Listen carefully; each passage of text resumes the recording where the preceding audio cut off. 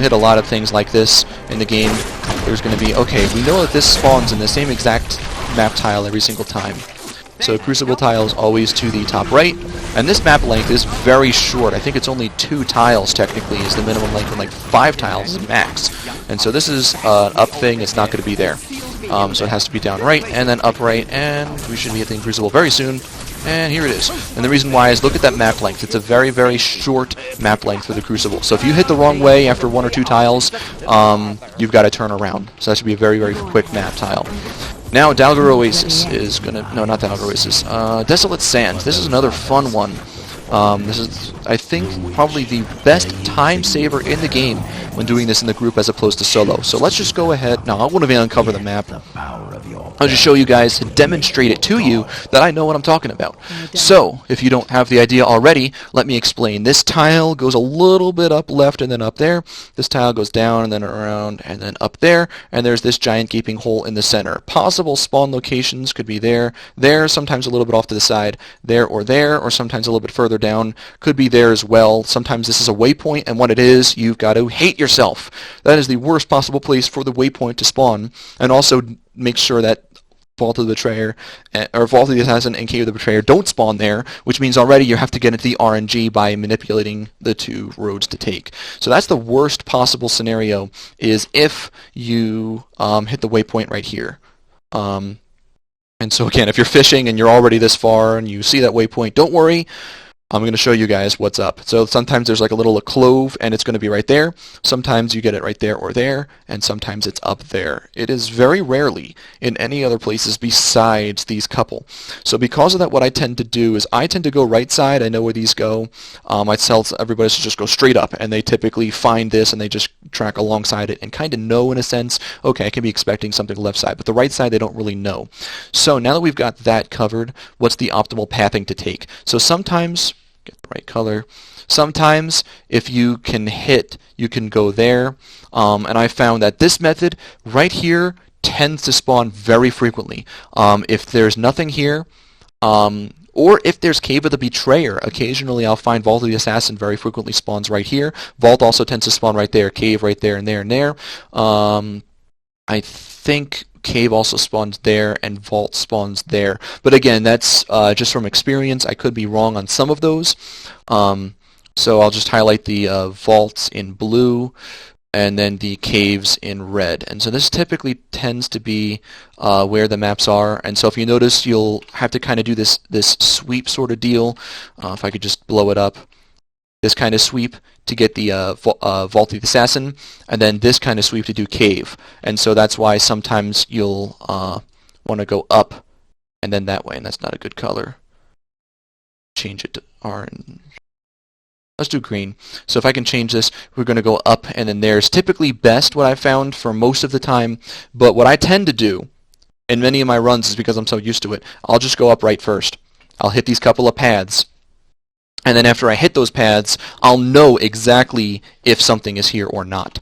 So now that I've shown you all the stuff to do, we're going to demonstrate that that actually is the way it spawns. That typically tends to be the tile. In this case, it's something else. Right about here is where the other tile can be, and we've already hit this, so now we just start going a little bit up and right. And we hit our first vault.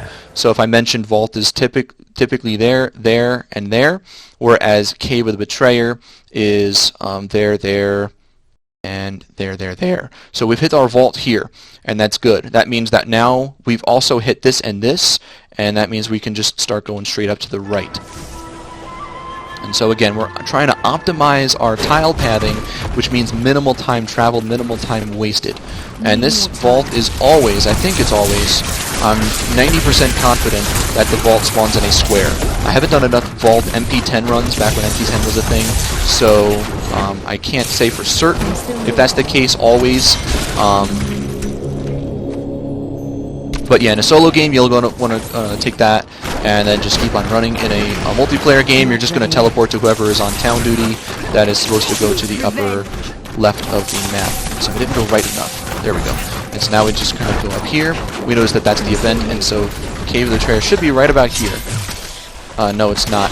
So that means that Cave can only have one other spawn location.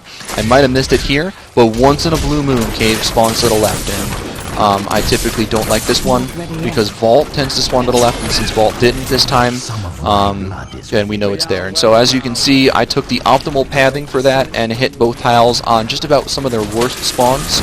So you guys should know that now I'm making this guide for a purpose and a reason.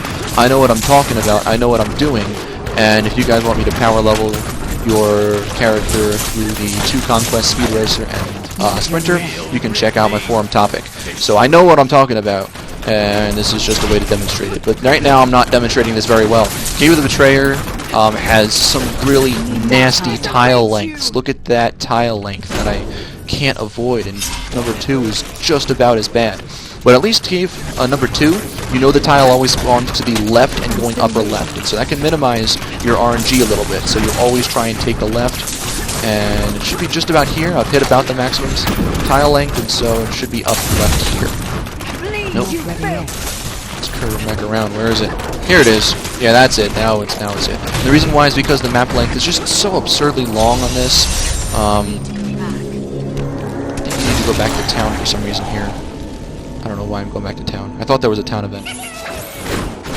Anyway, that's minor details. I'm typically one of the runners in a group game, so that's just ways for me to maximize my actual solo attempt. And so if you guys are doing this solo, which hopefully you're not, hopefully you're doing this in the group, then that's something to consider. If I make a mistake, you guys don't make the same mistake. But again, learning all these tiles, learning these map kind of spawns, learning optimal routes, something you're not going to find on very many websites. Very few people do Sprinter and Speedrunner, and on top of that, very few people of those who do Speedrunner and Sprinter know these kinds of details. So combining everything that you can, there's actually something in Act 1 that I neglected to mention, that I might make a brief mention of at the end of this video.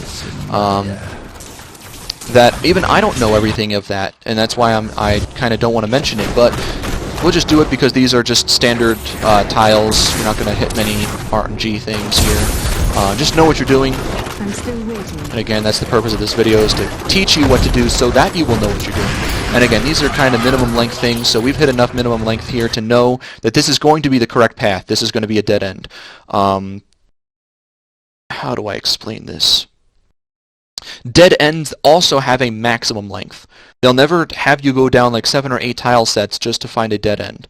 That the correct tile was only like 2 long or something. So that's why I feel like the correct path is always chosen first, and then the dead ends are figured out from there.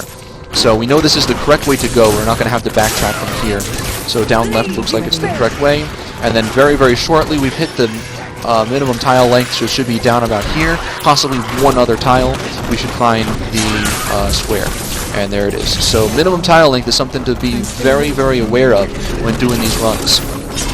If you know that you've been going at something for a long period of time, you'll see me talk in my other runs saying, okay guys, I think this looks promising. Or, alright, this looks promising, this looks good. Guys, I think I've got it over here. You'll notice I say that kind of stuff without actually discovering the map.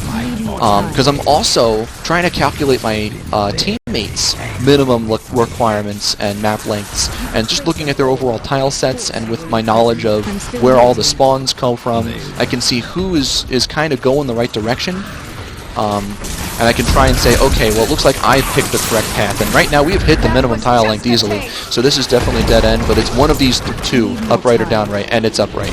So that's minimum tile length for you. I can kind of tell you, okay, it's going to be the next tile, and certain enough it is. So if you guys just kind of